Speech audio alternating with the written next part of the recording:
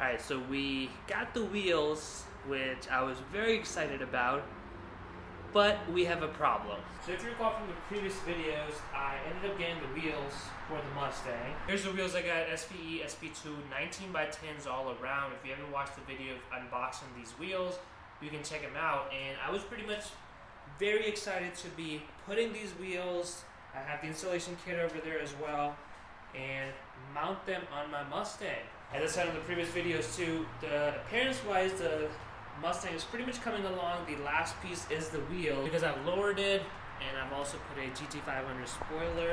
And that has pretty much set the car out. And the only last piece was missing was replacing the stock black accent wheels and get a little bit wider tires, which are 255s right now, square setup. But I wanted to go with a little bit wider setup. Now, before I even started the journey of finding the wheels and tires that I really wanted or what I had in my mind, I knew I was going to go probably with the SP2 wheels. There were a couple other in the running, the RTR Tech 7s, and I knew I was going to get 305s in the back and 285 in the front. Come to find that they don't make a wide enough tire for all-season tires larger than 285s. So I really wanted a meaty setup. It took me a little while to really settle on the 285 because that's the widest I could get. And there are a couple different manufacturers that make them. It's the Michelin All-Season 4 and also the Continental DWS 06 Plus, which are supposedly one of the higher end all-season performance tires, and they both make a 285.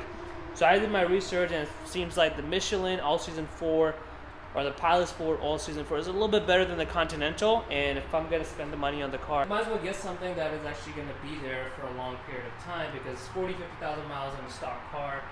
So I figured, right now I have 255, so I had the option to basically stagger 285s in the back and put in 265 or so, but you can see that they really tuck in. If I get from this angle, you can see the 255s really tuck in. So my options are pretty limited. And I could either go with a summer set and then keep replacing with all season for the winter time, or get a dedicated winter tire setup, which would be pretty costly for what I wanted it for. So I was like, alright, that's fine. I'm gonna go with the Michelin All Season 4. And I got the wheels. I was very excited. These are 19x10s. So I'll do a square setup, 285s all around. Since Michelin Pilot Sport All-Season 4 is one of the highest rated all-season tires you can get, because these are the ultra high performance tires, so it made sense to do that. Come to find, when I was about to order the tires, that they're not even out yet. And I was like, a lot of websites had listed them, so I did my research. They were supposedly on back order, but I was like, I'll wait until the wheels arrive, and by that time, you know, there's shortages, so the tire should arrive. So I called Michelin, and I was like, this is the tire I'm looking for, 285 35 19, and they're like, this is not even out yet. And the tire that is listed on their website as the 285 35 on Michelin's website is actually the run flat tires.